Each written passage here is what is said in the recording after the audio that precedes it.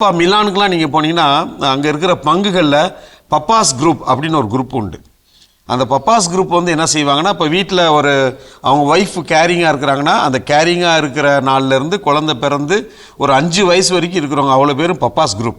அவங்க தான் வந்து குடியிலே வந்து அமைப்பாங்க. அப்போ அந்த குழந்தையை தூக்கிட்டு வருவாங்க. தூக்கிட்டு வந்து அது 1 வயசு குழந்தை, 2 வயசு குழந்தை, பிறந்த 6 மாத குழந்தையெல்லாம் அங்கே வந்து எல்லாம் பார்த்தீங்கன்னா அந்த கோயிலில் குடியில் வந்து 1 மாதமாக அந்த குழந்தைகளுக்கு வந்து ஒவ்வொன்றா சொல்லி கொடுத்து அந்த குடியில் அமைப்பாங்க. அப்போ அது மாதிரி வந்து இந்த பாளையங்கோட்டையிலேருந்து வந்து பண்ணவங்க வந்து அந்த ஒரு விஷயம். ஏன்னா நம்ம குடியில் அமைக்கிறது வந்து நம்ம வீட்டில் இருக்கக்கூடிய அடுத்தடுத்த சந்ததிகளுக்கு வந்து இந்த வரலாறு தெரியணும் அப்படின்றது வந்து ஒரு முக்கியமான ஒரு இது.